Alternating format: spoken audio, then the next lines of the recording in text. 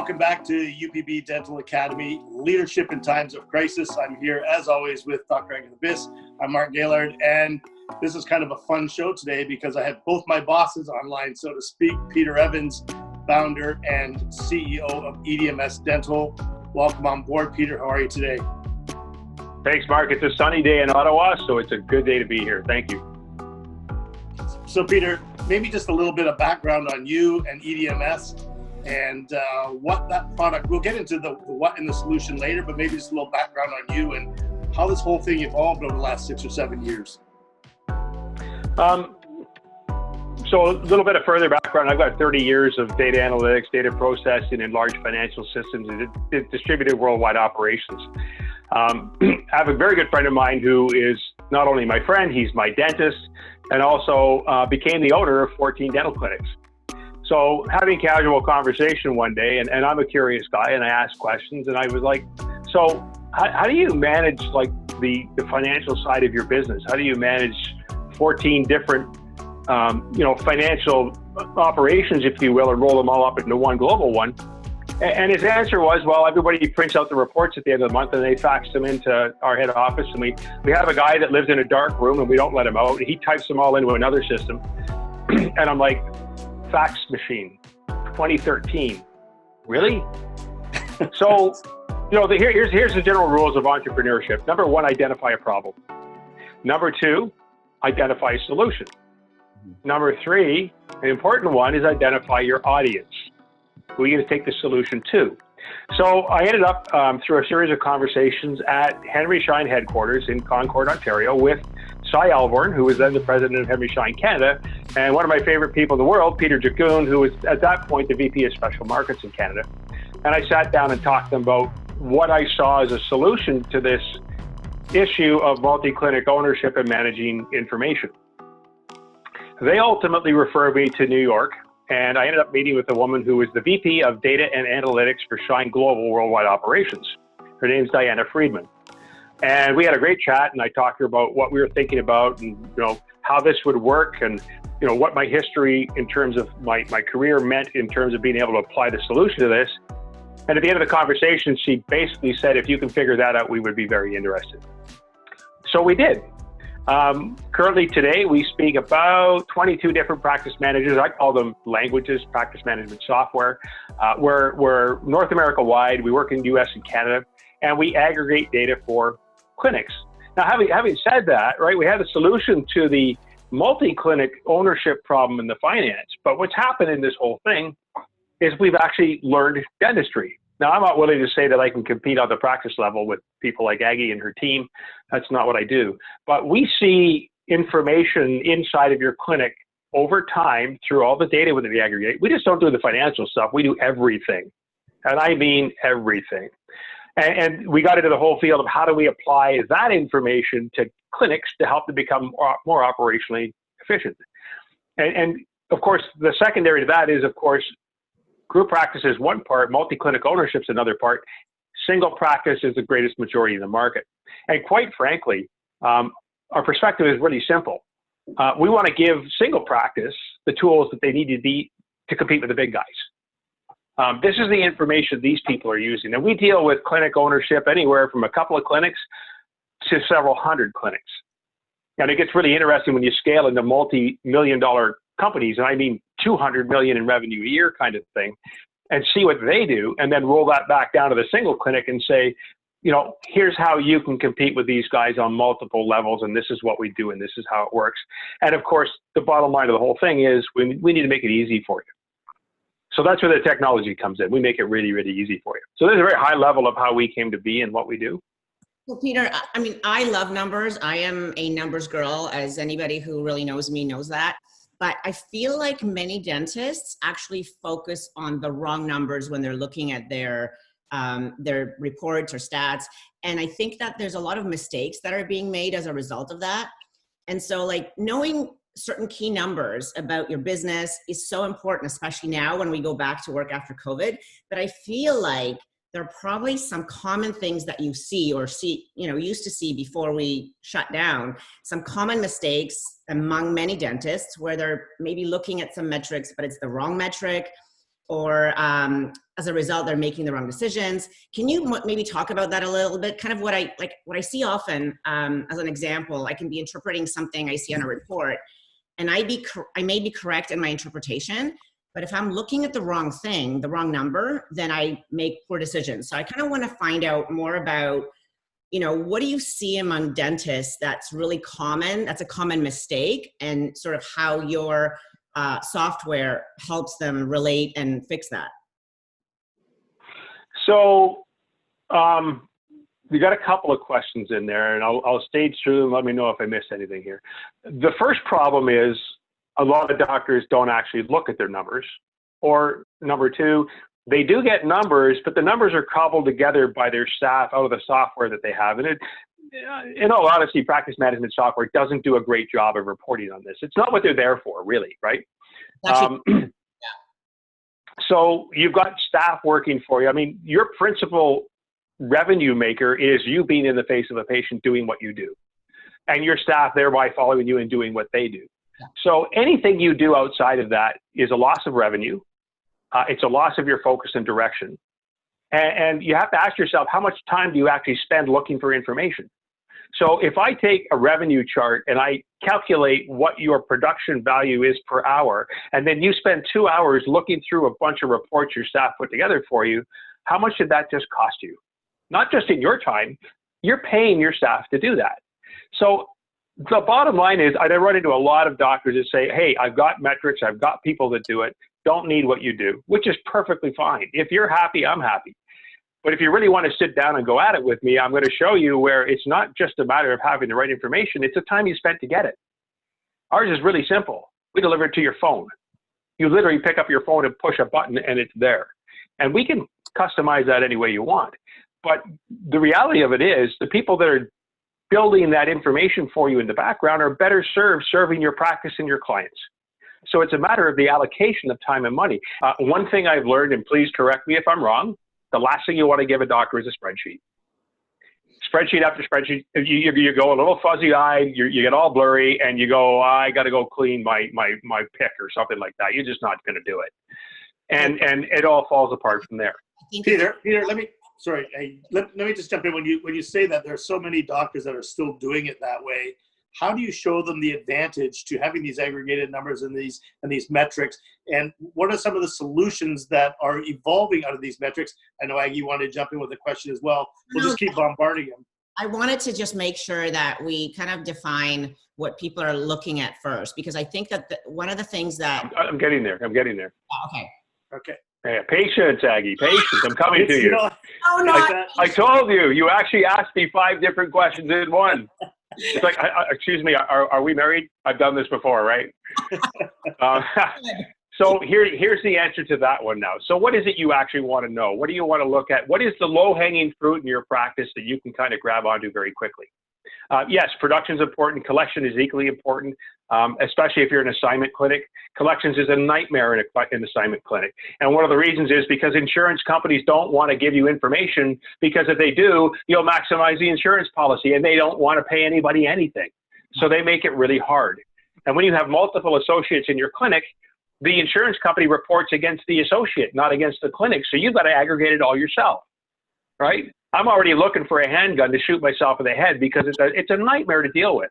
And listen, let me tell you how serious we were in developing our product. I worked the front desk at a dental clinic for 3 months. I was the receptionist. Awesome. I swear to God. I worked 7 days a week for 3 months at a clinic as the principal desk person. Longer part of the story is the office manager quit before I got there, so they didn't have anybody else.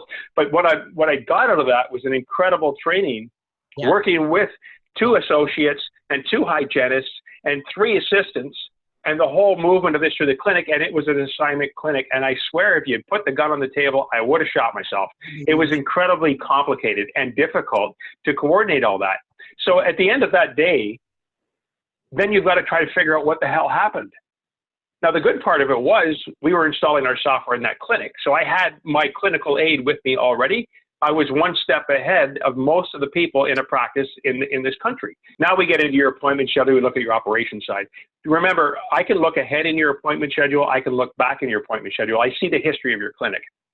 So as you go in day to day, we have a day-to-day thing we look at. So when you open your door this morning, how many appointments did you have booked?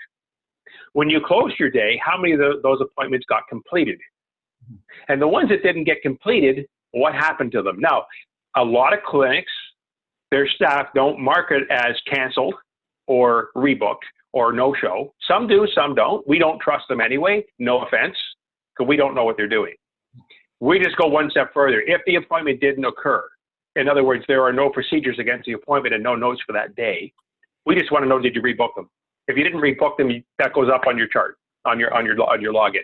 List of uncompleted appointments today, list of those appointments that were rebooked or not. And here's the list of people.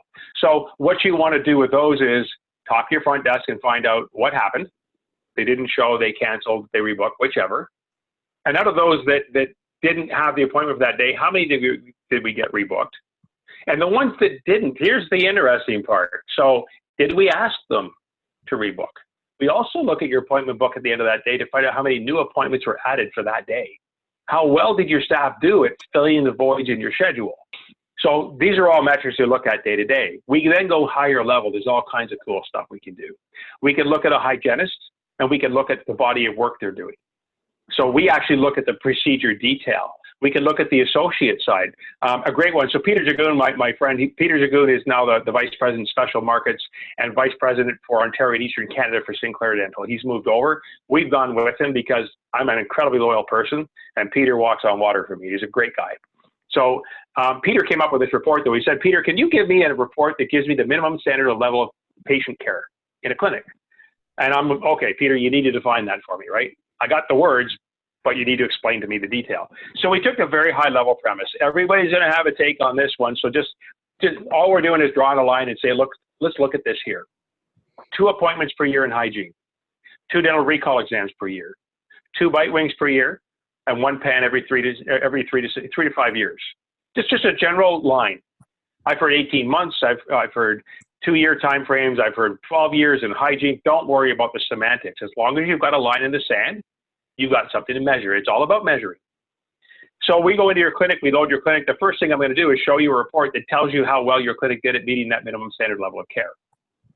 What we find in general is it's the recall exam that's the problem. If you have associates in your clinic, they don't like doing it because they don't get paid enough. It's not a high paying thing. It takes their focus off what they're doing. And frankly, they'd rather do a 2-surface restoration than a recall exam. Except for one thing. The recall exam feeds 60 to 70% of your restorative work.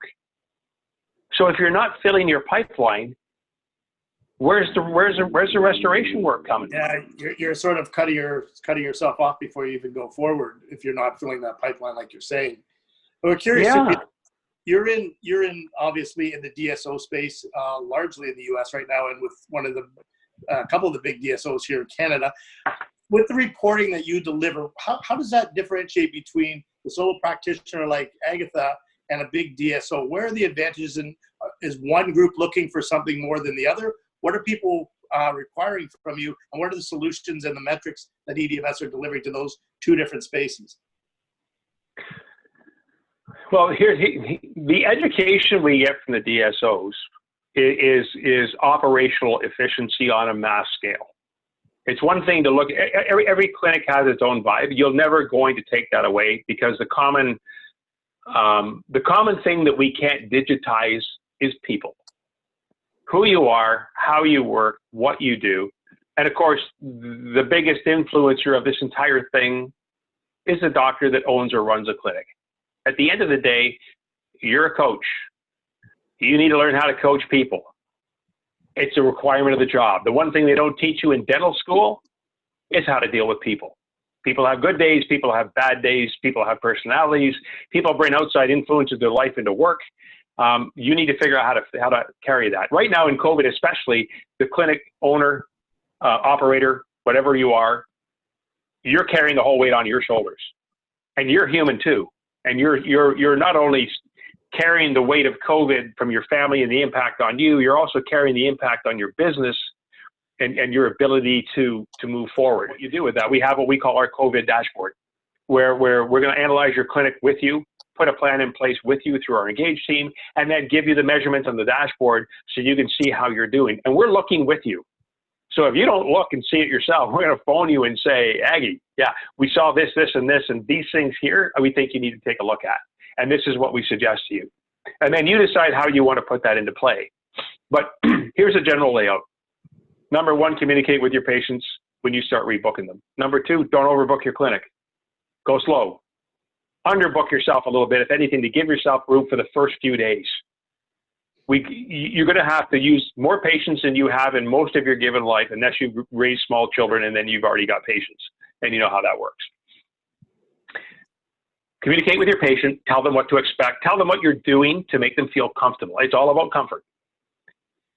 Explain to them on the day of their appointment how the process is going to work. Greet them at the front door, keep the social distancing norms in place. We say, well, have you sit here? We're going to walk down this hall and go in this direction, because you've got patients coming out and patients going in, and you need to control that flow. And as they come by your front desk. So that's the outside world. Communication with your patients. There are going to be some that are reluctant to come in. So the short answer is then leave them alone. Go to your low-hanging fruit. I understand. We'll be in touch with you in a few weeks, and when you're comfortable, we'll book the appointment. But we will be in touch because we want to make sure you're okay. It's very simple. But the people that are willing to come in are the people that you're going to book. So don't press it.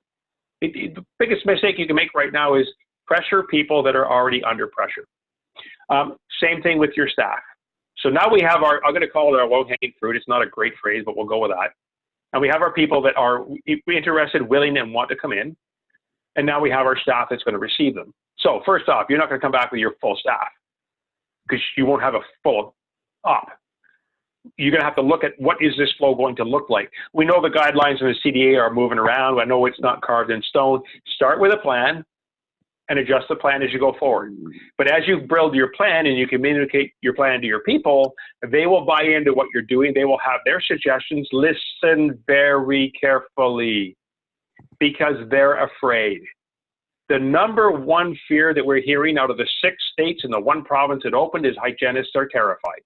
The top 3 professions at risk, hygiene's one of them. The top 5 professions at risk, dentist is another one. So in the top 5, you've got 2 categories endemic in your clinic that are terrified of what might happen to them and are at risk. So we need to be very careful in how we communicate with them. If they're terrified, back off. Grab somebody else who's interested in coming in. They may be your star, they may be your number 1 producer, but give them some space and give them comfort. And as the day goes on and things happen, listen very carefully. That's why I say don't overbook your clinic. It gives you a little bit of wiggle room here. First week, maybe, right? Take it easy, step forward, build your plan, kind of streamline it, and then go forward in the next 2nd or 3rd week, whatever makes more sense. And well, we can help you with that. That's what we're here for. That's the question I'm alluding to, is what is the EDMS support? I get a great understanding of how it works on a day-to-day basis. What's the EDMS support platform taking people from COVID to post-COVID to whatever the new normal looks like? What are some of the metrics and some of the things you're going to be focusing on to support the DSOs and the solo practitioners? Maggie, jump in if you got a question to add to that. But I want you to finish this because it doesn't relate to this topic. So I definitely want to step in, but I want this addressed as well. I was going to say I must be doing all right because Aggie hasn't stepped on me yet. I'm about to. There we go. I can feel the heat of the footprint on my forehead here. It's coming. Poof. We'll reel you in, buddy. So again, we're going to be looking for throughput. So we already have a general concept internally of what we think should work. We look at the number of operatories you've got. We look at the use of your operatories. Remember, when we load your clinic, we already know how you're using your ops because we see it in the way you've done your business process in the past. So we see a lot more than you expect us to. And we have people that specialize in each of the fields that we're talking about: finance, operations, marketing. So we want to look at who you're booking. Here's your hit list of people that are due. We all know people that appointments were canceled from COVID. Future appointments have to be checked because they could be afraid to come in. People that are due that need to be rebooked or who hadn't been booked that you need to book now. So go through your call list and identify in your call list, and we see this, remember, who's afraid to come in, who's not afraid to come in. What's their Do you deliver callback? that, Peter? Do you deliver that report that speaks to that? Because I know people are going to be coming back to work and digging and trying to fill the schedule and get the right people in. Do you identify the unscheduled treatment and the unscheduled appointments and get that report right to the doctor? Yeah. Every single person for everything you need to talk to them about. And then we can pick up the data that you put into your practice management system. As you call them, you put it into the notes section, and we see all that as well. So we've added another element for COVID. It's part of our normal package, but we kind of stepped it up a bit where our engaged team is actually going to look at your data for you and have a call with you. So in addition to just having the relative data available to you, what was my production, what was my collection, who did what work, how many patients did we see, what does that volume look like, how does that relate to the clinics, and hopefully before you've opened, we've had a conversation with you about what we think you should do, and you in turn tell us what you want to do. It's a two-way conversation, but then we can actually set the metrics around the expectation of your business based on what we know the ultimate plan is going in. So our question back to you is, how well did you do? It's twofold. We're going to show you the metrics. We'll show you what the numbers say. We'll show you what tomorrow looks like, what next week looks like. We'll show you the throughput of the individual people in your clinic. The one thing we can't show you that we need to talk to you about is, what were the dynamics of the day? How did the day feel? And that's where we have the EDMS engaged staff. So we've got a hotline for our clientele. They can call in, they can review the day. They can get our perspective. We want to hear your thoughts on your day. See that? I think the most important. See that look on your face. You're pondering a thought or a question.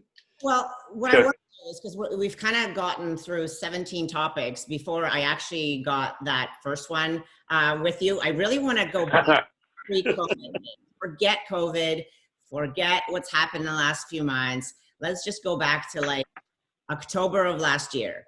I'm a new client that you're speaking with. I really don't know much about you or your company, and your typical dentist that you speak with, before you've had a chance to implement this software, what are the typical things dentists are looking at on their own? What do you see out there before COVID that was the metric that a lot of dentists look at? It's interesting. We see a wide range of metrics that are addressed, but I mean, the higher level ones are all there: production, collection, appointments, white space in your appointment book looking forward, rebooking, recare. Some of them measure them in different ways. Some people have what they like to think is their secret sauce. The bottom line is dentistry is 2,000 years old. It's not different, but that's okay. There's some that go into different detail. As I said, we can go into procedure detail and who's billing what, and what does that billing path look like, and how does that work out. So it can be, it varies. That's the high level stuff. Who's doing what work? Is my appointment schedule full? What's it look like in the future? Some of the more, I'm going to use the word sophisticated. I don't know if that's the right word. We'll get into the social media side. When I get patients in, if I run a campaign, where are they coming from? We go one step further to tell you where they came from, and then we tell you what the value was. What did you bill that patient over either a first appointment or a year or 5 years? In other words, what's your return on the investment in your marketing kind of thing? We see some of that. Some of the folks are really getting involved in social media and the advertising side of what they do. So it's interesting because we can go soup to nuts and say, you ran this campaign. According to the referral numbers, these people came in from that campaign, and this is the net return on those patients over the last 1, 3, 5 years. Another question is, what kind of revenue can you expect to get from a patient over the lifetime of their business with your clinic? You want a 5, 10, 15-year history, right? What is your retention? This is a great one. So we go back to 2005 and we load your clinic. And then we take a look at all the clients you had then and tell you how many of those clients are there today. Now, some's going to be age-related, obviously, but then you want to see what's your sustainability. How well have you done at maintaining your clients? I had a really good one once with a group of 10 clinics. They didn't have an ortho guy. So I'm a bad man. Don't ever think that I'm not subversive. I am. I ran a report. that gave them the name, address, telephone number, contact information of every patient between the age of 12 and 20. They would be what? Prime candidates for probably ortho? Yes, no? And then I had a meeting with the owners of the 10 clinics and said, who do you want me to send this file to? Because you don't do ortho. There's 780 names on that list. Get an ortho guy. Put him in one of your clinics, rotate him through, give them a free checkup. I'm going to guarantee you that ortho is going out the window. On the other side, when we deal with orthos, we deal with specialties. I was actually dealing with a surgical group yesterday with 5 clinics, 8 doctors, 25 million in revenue. My question to them was, do you know who your top referring doctors are? They had no idea. Literally a 2-second report.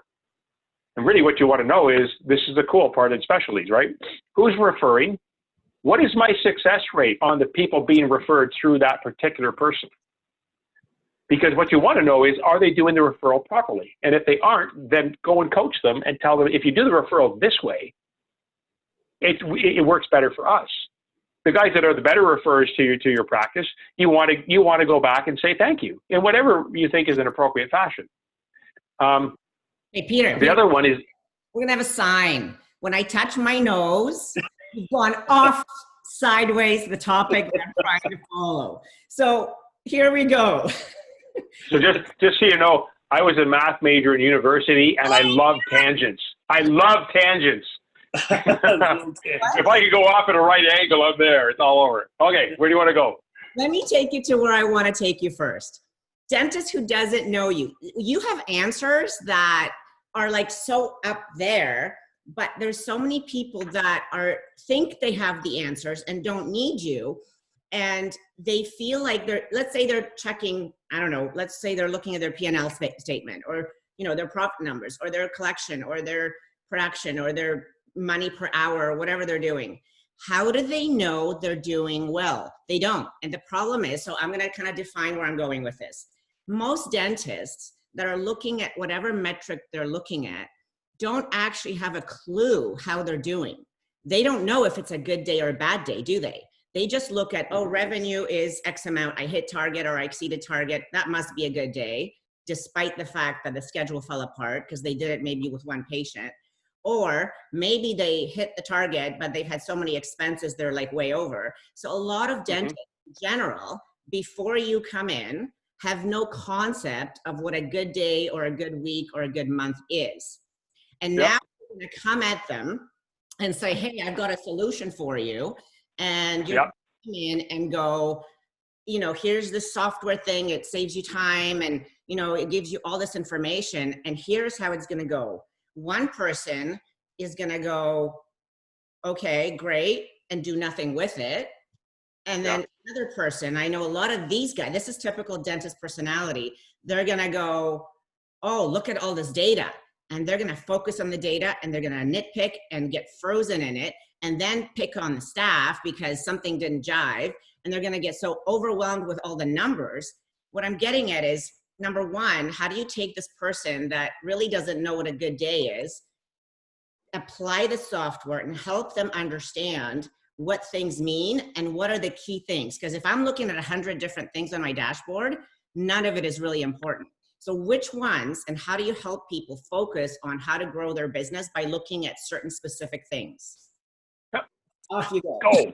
Hey, leash is off. Oh, wait, there's a shiny object over here. Oh my God. So we do that through, so to answer your question, Aggie, how do we take a doctor, put them on the platform, and put a plan in place for them to follow? Because how do we get them to drive down the right thing? Yeah, how do you help us implement this so we don't go either every number matters or so many numbers that we're just going to do nothing. We're just going to keep doing what we were doing. Forget the numbers. Right. At that point, it gets very confusing. And then again, Peter's run into this problem before, where you have staff that don't buy in because they think it's replacing them or it's a challenge to them. So this is where it gets really confusing. And the funny side, the interesting part of this is where Peter makes it very simple. And the most confusing part, and I'm gonna put that back to you, Peter, is because once you start delivering this and giving them the coaching to follow through on these metrics, that's where it starts to even the playing field. Go. So, yes, we have seen exactly what you're saying. If we deliver a dashboard to a doctor and we don't give them the roadmap on how to use it and what to do with it, it doesn't happen. And we've learned that. So that's why we have a division of the company called EDMS Engage. Engage is our education arm. As we were talking about earlier, these are people with degrees in business, years of history working in multiple clinics. They speak to you with the data that you're looking at, so you're looking at the same thing they are. When we load your clinic, the first thing we're going to do is give you a call and do a review of your clinic with you. Here's the things we see. Here's the metrics we're looking at. This is what it means in terms of your practice, and this is what you need to do to fix it. And every month you have that call. It's part of the package, because we know that if we don't communicate with you and reach out to you, you're going to get distracted by something else that's imperative to your practice, and you'll lose that focus. And we need you on point. The one thing that we require, it's a condition of you actually being able to use our product. We will not work with you if you don't do this, is that we speak to the owner. I'm not interested in speaking to your team, your office manager right now. I don't want to know about it. And if you refer me to your office manager, I will decline to have you as a client. Yep. Because if I can't get you to work on these numbers and understand them, how do I get you to communicate to your staff and understand what they're telling you? You own the clinic. You're the one that needs to understand what we're doing. We can then, after you get it, after you decide that you agree, after you put the plan in place, to work with the rest of your team to get them to understand what you're doing and how it's going to work. And we're quite happy to include them, but we got to start with you. This is your clinic. This is your business. And if you don't want to take ownership of your business, we can't work with you. And we've learned that. It doesn't work. So the first thing I'm going to say to a practitioner that refers me to an office manager is, I can't work with you. I'm sorry. Okay, so when you're ready to work with me, I'm happy to.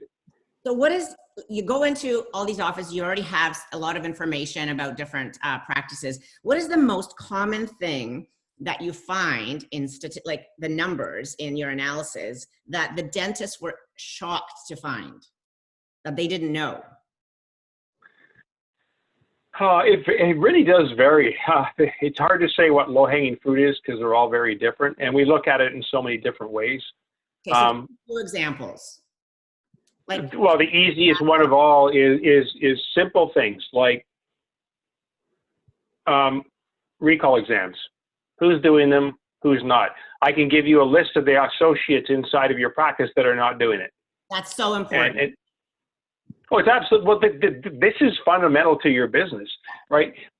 Hygiene is the SaaS model of dentistry, the recurring revenue model. These are where you get a regular cash feed from these people. And I'm not meaning that it's just a business play, because it's kind of like preemptive exams, right? I get a chance to look in your mouth every 6 months and see if there's a pre-existing condition I can treat now and save you pain and trouble in the future. So it's the old Midas Muffler 21-point inspection. It's not free. They're looking for work, but they're doing you a favor. So it's symbiotic. But if you don't come in and actually take that 10, 15 minutes to look through a patient's mouth, you're missing two things. You're missing the opportunity to find work in their mouth that needs to be done now, and you're missing your opportunity to have a touch point with your clients. We cannot replace the doctor in that relationship or the hygienist in that relationship, and you need to take ownership of that. Because here's another problem. What happens when you lose the hygienist? They've got a history of relationships with these patients. I know it's a problem all over the place. Anytime a hygienist leaves your clinic, you are now at risk of losing some of your clients, depending on where they go and what they do. And yes, we have all non-competes. Good luck to you, because you're going to pay $1 billion in legal fees to try to go after somebody, and it's a really, really muddy area. So what do we do with that? Just as an example, you know that your hygienist is leaving, they've given you notice. We will give you a list of every single patient that hygienist has touched for the last 2 to 3 years. Call them. Communicate with these patients. Tell them there's been a change. Tell them you're here to move them forward. But if you haven't done your recall exam and you haven't looked in their face for 2 years, they don't know who you are.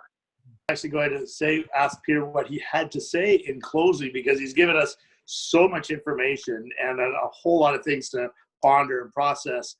And Peter, if there's one message you can give to your existing clients who we know will be watching, and clients are now prospects that are watching you and hearing this information that's so valuable, and how this can help them generate, better futures, better income, and better management of their teams and their associates.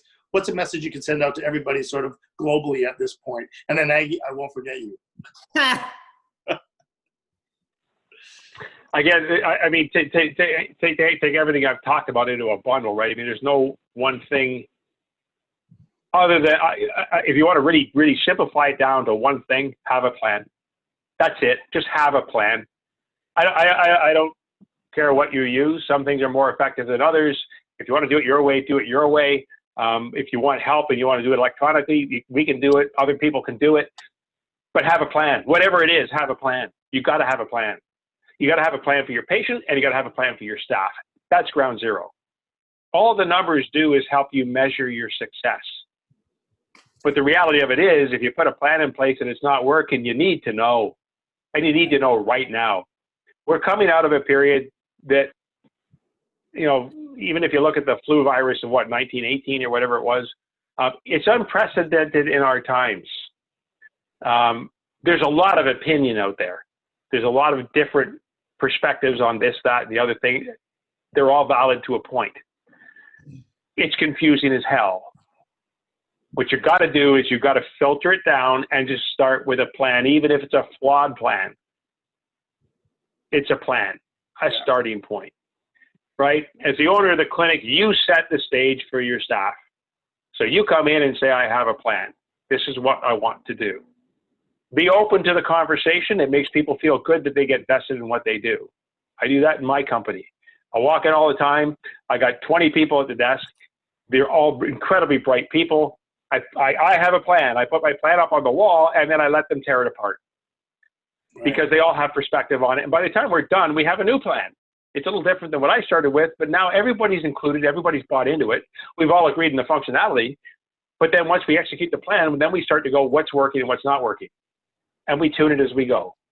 So have a plan. That's my starting point. Ground zero, have a plan. Don't care what it is, have a plan. Yeah, I couldn't agree with you. Our job is going to help you build a plan if you want our help. That's all we do. And then we'll give you the tools to measure it. I want to get that COVID dashboard information out to this audience, so we'll attach that in the description. And Agatha, have you got any closing words? I know this is a ton of information for both of us, and Peter could probably take us right through into the evening and right out of COVID. I'm actually sitting here thinking either I'm incredibly brilliant and Agatha has nothing to say to me, or there's a howitzer cannon pointed right at my forehead, and she's just waiting to just go kaboom. Okay, now I do have one thing that I kind of want to put it all together and tie it up, because like you, Peter, I live for numbers. I did math in university too. So for me, everything is a number, and the decisions that I make in life are based on, analytics and the way I see the way things are going. The problem is that what I see a lot among the dentists I speak to is that people get so, even when I'm talking about, how I do my practice and how I measure things, people get really overwhelmed. And I feel like the one thing I want to say is the best thing that's always helped me move forward with, implementing a new system, a new plan, is to really figure out 3 things that are really, really important to you. So in a practice that is looking to implement your software, they're going to be overwhelmed with the data, the information. But the reality comes into this, there's probably going to be, 1 or 2 or 3 things that are going to be critical now. Yep. Right? Yep. So if you focus on those things now, daily, consistently, every single day, and once you've achieved those things and it becomes a habit, then you add another 2 or 3, and then because the other 3 are already a habit, you're doing it. And now let's focus on something else. So you pick, let's say it is that, we're just going to try and get our patients back in, and we're going to focus on the numbers of the appointments and, the production, and just making sure that we're getting people in and looking at that. Yep. Once we start reaching that on a regular basis, maybe something else, maybe it's, the amount of cases we present, or the amount of money that is booked, right? Like you start to look at bigger things. But I think what I see a lot is that people don't know how to pick those 3 things, and they just start, oh, we have to do all this, and overwhelming. And go, hey, staff, I'm really excited to use this program, and I'm going to be on you all day, every day with 100 different things. And everyone's like, whoa. And this after 2 weeks, everybody stops to use the program, the stuff they learned. So we just need to kind of focus on a couple of things and get really good at those things before we go forward. And I think that's when your software becomes exceptionally amazing and important in a practice, is when you can kind of hone it down to things and then start building out. That's exactly what EDMS Engage is for, okay? We don't have a single dashboard that can be used by every practitioner in North America because everybody has a different problem. And we don't know what your problem is until we load your clinic. So that's why the very first call with you is by our Engage team. Our dashboard is completely flexible.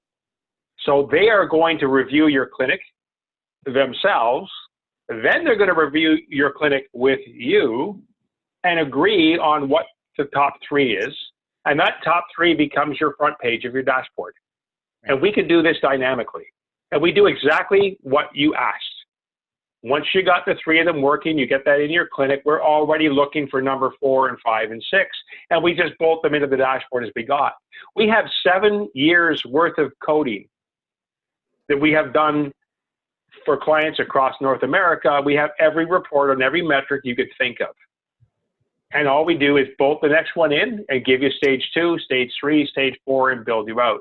You realize, guys, this is a mini series now, not just a 1-hour show. None of this is going anywhere, but I'm still waiting for Peter to answer my question. Sorry, which word was that? From noon. Let me refresh my soda water and lime. No, go ahead. I'm going to go walk the cat. Client acquisition. To date, the majority of our clients in the inception of the company have been in the multi-clinic ownership space, because they have a very different problem than single clinic owners. And that as they acquire clinics, the problem is I want to know the steps.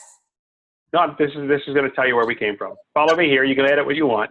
Wait, and it's so traditionally, our clientele has come from dealing with the larger groups and addressing the issues they have, which is basically they don't understand dentistry. They have financial needs. We build financial systems. We're an easy fit to what they do. Having said that, we understood very quickly that there's more single clinic owners than there are DSOs. It's a bigger part of the market, and frankly, they have a bigger need because they don't have the same information. So our access and entry into the single clinic market has been much slower until now. And what solved the problem for us, and quite frankly, it was partially my problem because I couldn't figure out how to create an application that was easy to use, that was succinct and gave the doctor the specific information they need, much as you just asked me, what's my 3 main things? And that comes to our digital dashboard. We've only brought that in the last couple of years. It's a new product that's being evolved. We're at 2.0 now, in that we can pull up on your phone and give you a completely interactive experience on your phone that answers exactly what you want. Previously, we gave you too much information. You drowned in the information, and we didn't have the engaged team to coach you, so your premise was exactly right.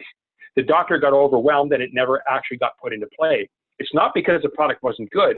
It's because the delivery didn't meet the market. We didn't speak well to you, the doctor owner.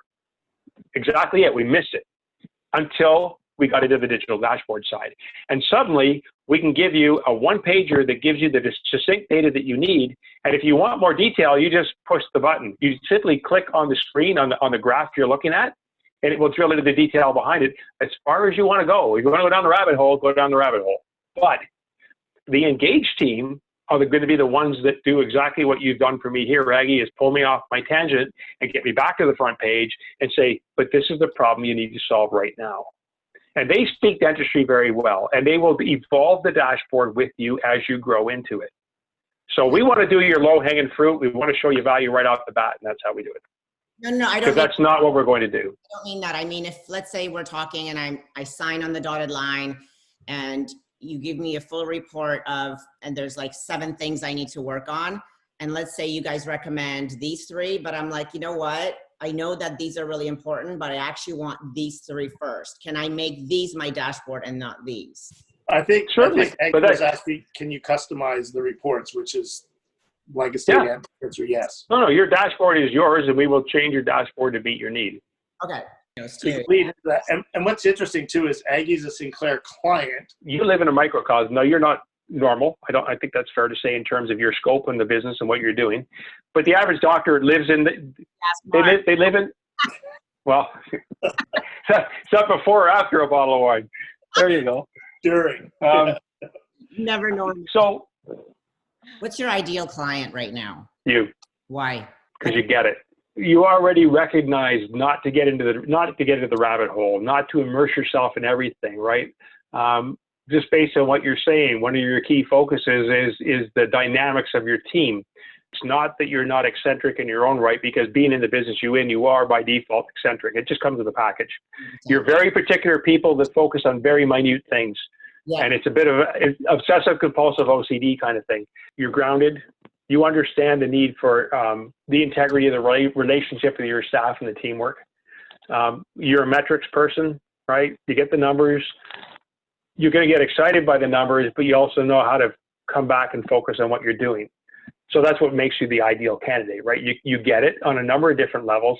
And more importantly, you can be brought back down to earth after you've gotten the excitement over with. It's like, okay, wait a minute, you go back and actually focus on this now. Have we been successful, do you think, in that platform, and does it make sense to you? Oh, I mean, I love what you're doing. I love this whole idea. And I think that most dentists would completely benefit from this. I think the challenge is going to be is when it gets into different types of hands, it's almost going to be your coach's issue now, because if you get it into my hands, I'm probably going to be like, I would be the easiest client because I already know what I want. And even if you tell me something else, I'll listen to you, but I'll still do what I want because I'm going to focus on three things and I'm going to improve the hell out of it. Right. Like, so someone like me would be simple because as soon as I want to do something, I go bulldoze through, right? I don't analyze it. I don't ask 1,000 questions. I don't do research. I just go and do it.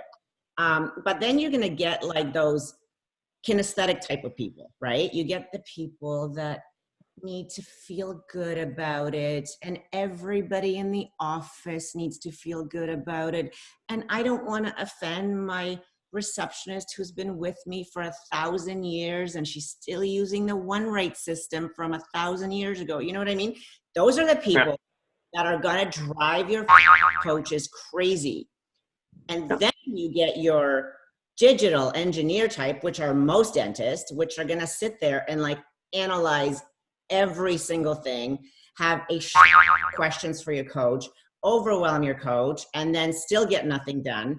And those are the scary ones too, right? So you almost have to try and figure out a way to first get this across to people that are very visual and just bulldoze through. So the go-getters. And that's easy for a rep to tell you, right? All reps know those people. And there's not a lot of them, but those are the ones that are going to be the ones that you want to implement.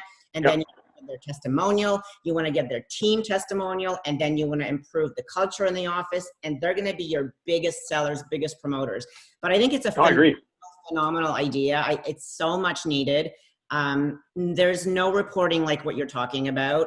I'm a big fan of what's his name that talks about the scoreboard. I can't remember his name now, but I've listened to a ton of his stuff on YouTube. And I mean, it's so needed because every report I've ever done in my office from like, I use Dentrix, but we used to have Able Dent and stuff. It's completely inaccurate. The numbers are skewed. So yeah, I had to go and digitally put stuff in so I know what I'm doing and what I'm measuring. This program is probably going to change a lot of our practices when we start to implement it for specific types of dentists. If you're the kind of dentist that really wants to skyrocket your practice, is motivated, is willing to do the work to like pay attention to certain things and just chip away at it, but is not going to sit there and nitpick and analyze it, just implement it, follow it, do it, you're going to see crazy results. You're going to get some numbers out of it. You're going to be able to focus on what's important, create some great habits, explain it to your team. Your team is going to finally get what it is you're doing and why. And then moving forward, you're going to look back and go, wow, that was the least expensive investment for what I've received out of it long term. Greatest return. Yep. I want to thank you both for this short little conversation this afternoon, Dr. Agabis. As always, it is a pleasure. And this has been a lot of fun because I don't often get to say that the guest is one of my best friends in the world, Peter Evans, CEO of EDMS. You brought us insurmountable amount of value today and some great stories. I want to thank you both. And we'll get that COVID dashboard information out to this audience. Thanks, Mark. And thank you, Aggie. All right, one question now that we're all done. There we go. Now the gloves come off. Yeah, I know you've worked with group practices and so on, but now you're moving into solo practices. Do you have any idea or anticipation in terms of who is going to be your most challenging person to present this to, like the type of dentist? Well, it's the nitpicker. Is it the nitpicker? It's the nitpicker detail, yeah, because they go too deep too fast. Yeah. But I've learned to be blunt and direct. I will fire you. I don't need your business. It's not that I don't want it, but if you want to take this and go out in left field, then go to left field and leave me here. I'm not interested. There is a path to success. Walk the path. You can't shortcut it. You can't fast stream it. It's step after step because you got to bring everybody along with you. So the difficult people, we'll just fire. We're not interested. I don't want to fight for my dollar and my business, right? I want you to come with me. And we'll learn from you as we go. I mean, we're listening very carefully. It's not that we're always right. I think the key to what we've done and where we've gotten to so far is that we listen very carefully and what makes sense and what's working for you. And your dashboard will be a little different than somebody else's because your perspective's different, the way your culture's different. It's got to be highly tuned to meet your needs in your clinic and your environment. But that's why we have the engaged people, because I learned very quickly that if I just give it to you and it's not tuned, it doesn't get used effectively. How much money did you make yesterday? Anyways, let's chat soon. And I'm going to get working on this edit. Oh my God, 3 hours worth.